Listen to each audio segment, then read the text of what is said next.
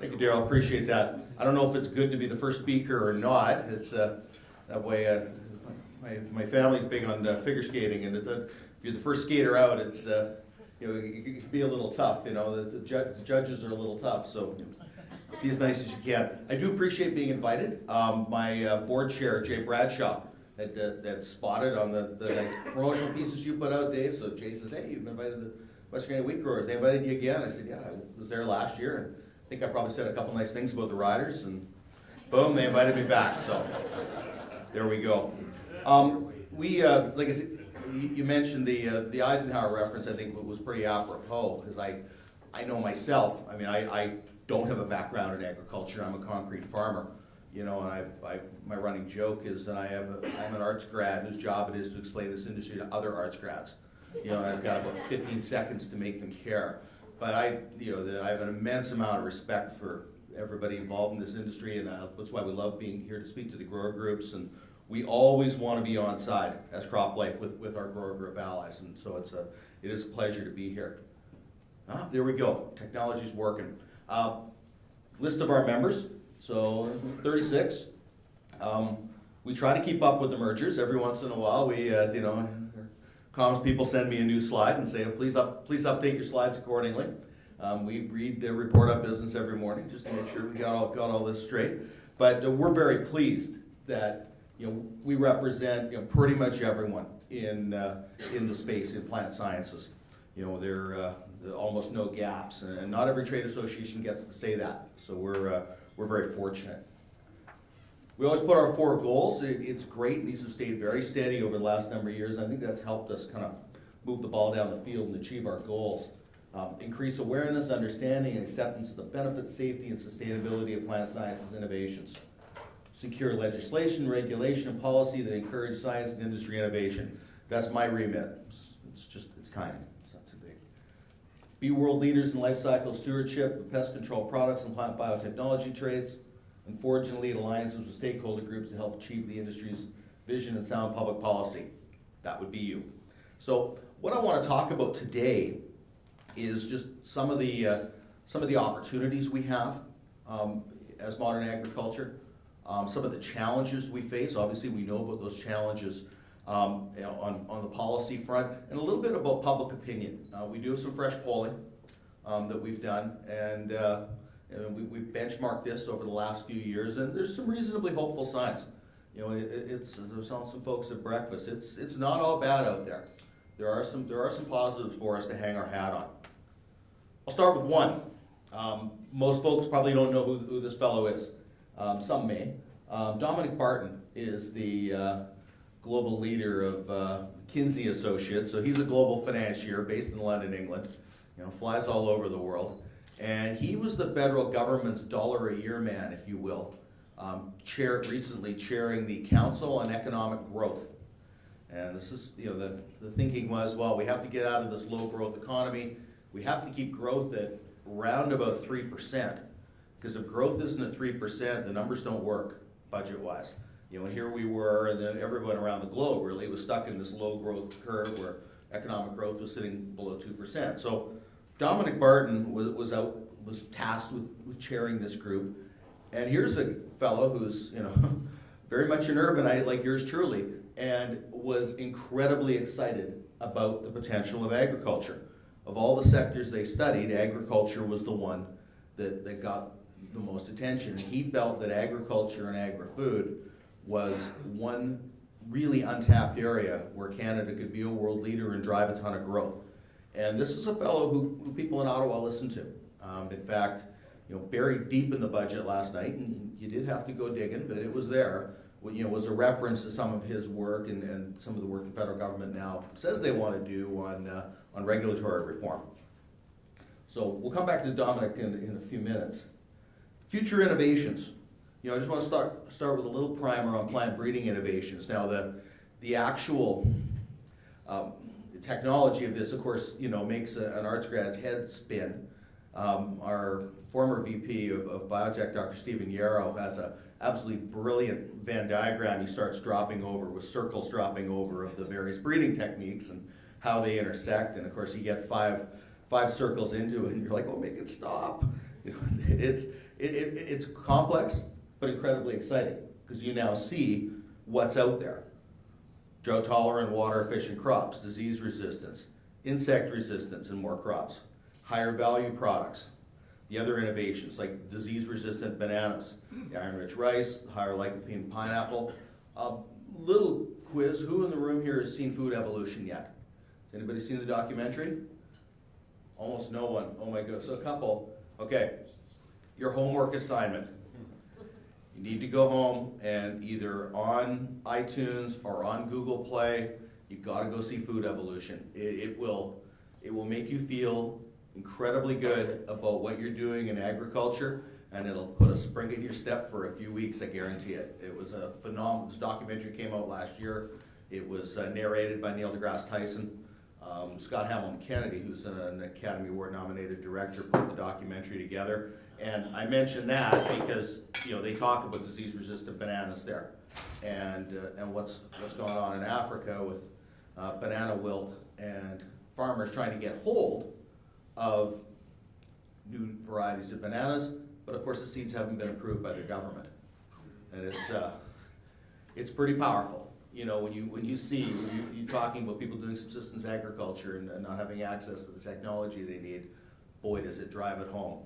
Food Evolution. Dave, I'll send you the cards. Maybe we'll have some DVDs next year as a prize draw. Milestones in plant breeding. You'll see, sort of how this has all moved along over the years, and people in this room will know better than I that GMOs are just a small blip, in the history of improving plants. So I thought that this really gives you a sense of where the history of this has gone. And of course, the leading edge of that arrow is precision breeding, and what we end up calling NBTs for shorthand, new breeding techniques, and that is when you hear about CRISPR-Cas9, this is so the old days of GMOs, i.e., introducing a trait into another, that's gone. Now it's altering the gene itself, and it'll happen incredibly quickly. It's mind-boggling what's going to be out there, but we run into regulatory issues. There's what was predicted from 2008 to 2015 as to what new traits they thought would be out there. There's what actually happened. Now, is that a failure of science? No, that's a failure of regulatory systems, both in Canada and around the world, frankly, where regulatory systems are no longer governed by science. They are governed by trade interests, they are governed by politics, they are governed by bad science, governed by fear. And as a result, we're losing out on innovation. So if you want to know a lot of what fuels what we do, from a lobbying perspective, from an outreach perspective, it's that. How do we unlock the potential of new breeding techniques so that farmers, so that consumers can see those benefits? Another little slide that may drive it home, sort of where the challenge is out there. So there's the different countries, and Canada's in red. Our times are actually not too bad compared to a couple of the major competitors. You talk about USA, Argentina. Look at Brazil. You want to know why there's an agricultural revolution that's taken place in Brazil over the last 15 years?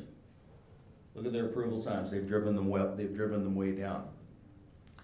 So, and that's a major competitor. In fact, Dominic Barton, back to Mr. Barton, references in a lot of his speeches what's going on in Brazil and just the incredible ag revolution there, with the kicker being that a lot of the money that they're using is investment from Canadian pension funds. So that was a little bit of a twist of the knife. Now, we are actually, we're actually hopeful that this challenge is doable. We think that we can address this. We've put on a full court press, certainly in Ottawa, and we work with our colleagues at CropLife International globally. And certainly in Canada, we get nods in all the right places when we talk about regulatory reform, when we talk about the fact that there is no need for it to take 2 years for a new trait to be approved, when we know, in fact, that there's only a few months worth of work that goes into that. You could drive that down to a year. You could make Canada roughly equal to Brazil in terms of speed to approve a new product. So we think we can shorten those backlogs. So we get nods in the right places, and the government is not philosophically opposed, but turning around a regulatory system is a little bit like turning around the QE2, right? It's getting a cruise ship turned around. It's, you're fighting a lot of inertia, you're fighting a lot of bureaucratic tradition, but that's a huge challenge for us. And so obviously, new breeding techniques and getting new traits approved, both in terms domestically and the challenge internationally is something that seizes us and that we work on every day. On to pesticide regulations, that's a lot of fun. Meaning not. What's PMRA's mandate? And this is PMRA, this is shorthand for Pest Management Regulatory Agency. It's now under Health Canada. Some folks may remember that years ago it was under AAFC. It got moved over to health. And there's pluses and minuses to that, but it is where it is now, and there's no sense complaining about where it is. That's the umbrella it's under, is Health Canada. Its mandate is to prevent unacceptable risks to Canadians and the environment from the use of pest control products. There's the primary roles and functions: pre-market regulatory assessments, post-market reevaluations, promote and verify compliance with PCPA, which is shorthand for the Pest Control Products Act. The Pest Control Products Act is the federal act that is the umbrella for everything that we would use. The biggest battle, and some of you may have heard of this, and you're going to hear a lot more about it, is what's called reevaluations. The reevaluations is PMRA looking at existing chemistries that come up for renewal. The original 401 active ingredients, they still have 35 to be finished. They're cyclical. They have to do it every 15 years, right? I mean, people may recall that glyphosate and some of the other actives have received their 15-year already. With the 74, there are 369 reevaluations that have to be initiated by them between this year and 2028. It's an absolutely massive load, and there's 350 people overall who work at PMRA. They actually run pretty lean. You don't say that about too many areas of the federal government, but that's actually one that you can. So, they've got a massive, massive workload in front of them, and really it's sort of this proverbial tennis ball moving through the garden hose right now in terms of reevals, and that's a challenge. We have a lot of issues with the reevaluation process as it's been going, and we've noticed a lot of problems over the last, 18 months or so. And the results of this is a threat that farmers can lose critical tools from their toolbox with limited options to replace them. And that limited options to replace them is the important part to note here, because I run into people in Ottawa who are doing farming background and go, wow, just use something else.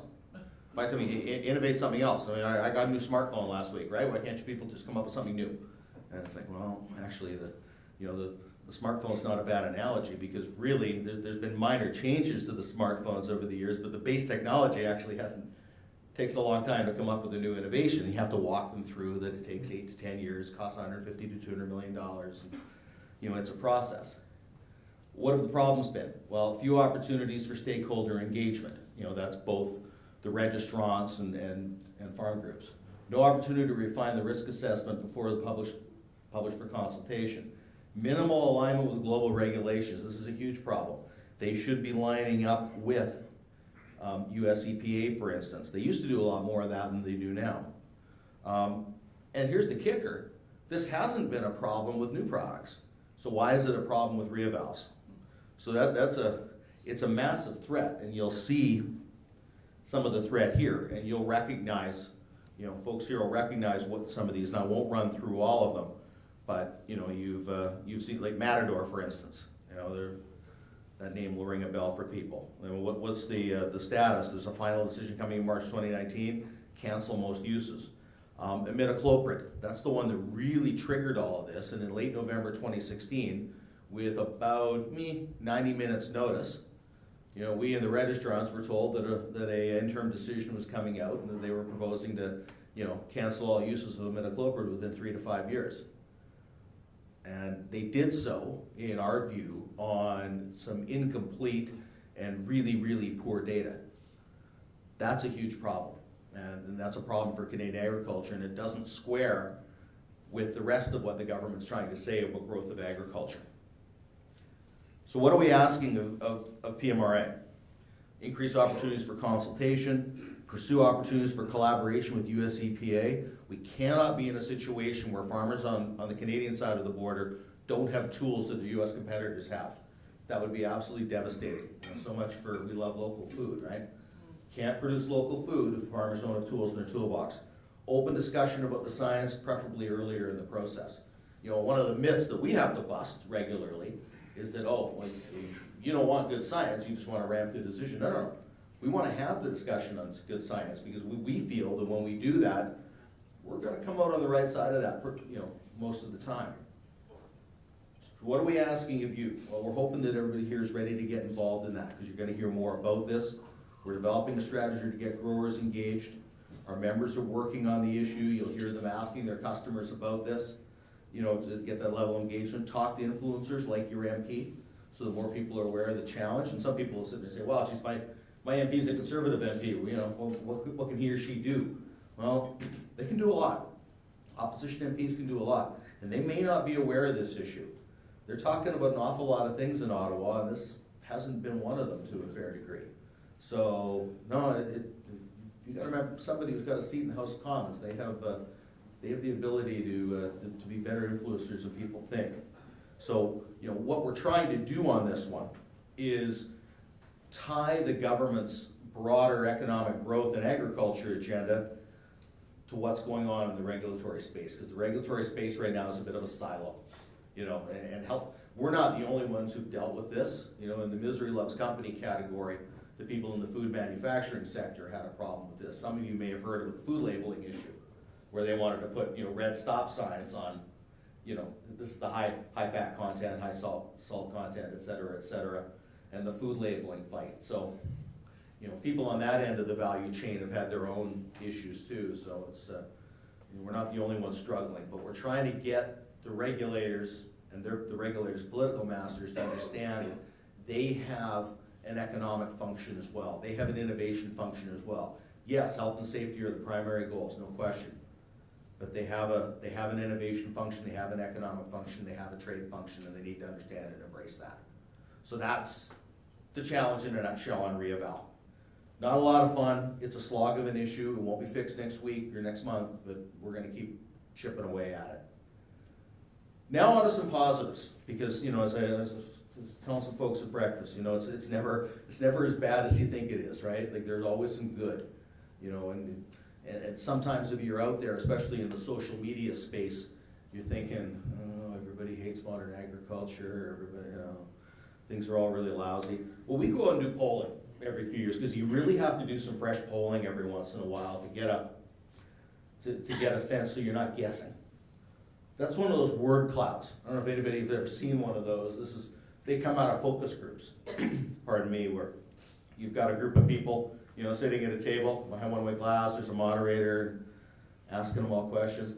These focus groups are amazingly influential. I remember the former director of Fox News once said that when he dies, he wants to come back in his next life as somebody very important and influential, like a member of a focus group. Because everybody is just paying very close attention to what these individual Canadians are saying. But there's some of the words that come out, fresh and good, nourishing and wholesome, food is well regulated. There is generally a lot of positives when you talk to Canadians about Canadian food. And top of mind thoughts, what do they relate to? Nutrition and quality, variety and selection of the food available, the cost of food, amount of processed and fast food consumed. Obviously that's a top of mind concern. Food content, sourcing, and methods of production. So that word cloud was pretty good. And this is all, by the way, this is polling that we all did in the summer, early fall of 2017, so fairly regular. Thanks, Dave. Let me grab a sip.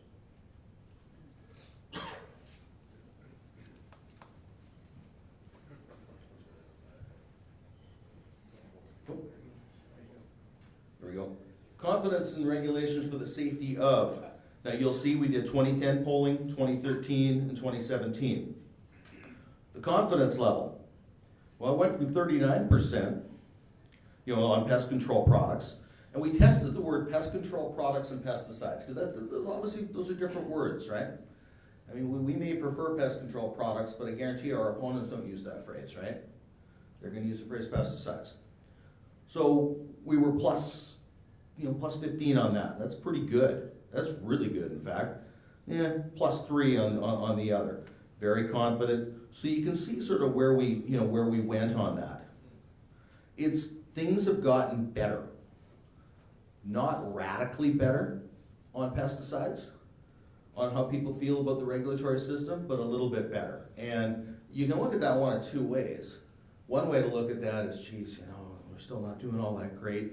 The other way to look at that is, activists have now used social media to carpet bomb us over the last few years.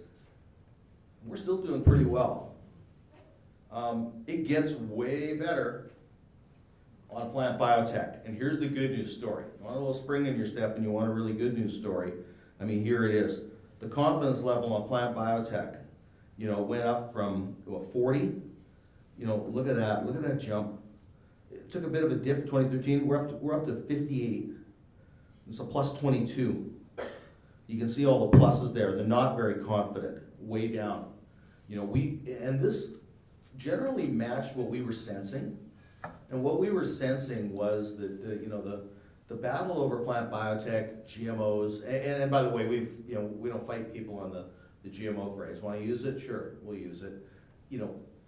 People are feeling a lot better about that, and that's because, frankly, you've now got a 20-plus year safety record, trillions of meals served with, not one headache yet, as my old friend Richard Phillips likes to say. I love that, and as time has rolled on, so we feel, and we've talked about it in the focus groups, really on the plant biotech space, we're doing very well, and you can tell by watching what our opponents do out there, and you're starting to see them shift away from attacking GMOs, and now they're on to pesticides, now they're on to chemophobia, where they feel like they may have a little bit of a better lever. So, we obviously aren't going to quit, but boy, there's been a real sea change over the last couple of years in terms of public attitudes. Yeah, you're seeing the niche fear marketing on the non-GMO project and the like, but you're also seeing some pushback on that too. And we're always pleased whenever we see a third party that's not us, pushing back on the bad science of things like the non-GMO project, or you see Chipotle running into their problems, and boy, that just broke my heart when they had all their difficulties. That was good news. So, demonstrable, clear polling data showing that yes, there's a battle that's been out there. It's been a tough one, but we are moving the ball down the field on that. Just so we get to the Q's and A's, I know that's always the best part. Just a couple of quotes. I'm back to finish up with Dominic Barton. He put, the Canadian ag food sector has great potential given the large natural endowment of water and arable land, distinctive record of accomplishments in research, and exceptional base of companies and entrepreneurs. And like I say, Dominic Barton is a person who gets listened to in official Ottawa still, especially in the Department of Finance and the Privy Council office, that's someone who has a voice. So overall, the federal government, you gotta remember, the federal government is not just the small handful of elected political actors who you may see on television.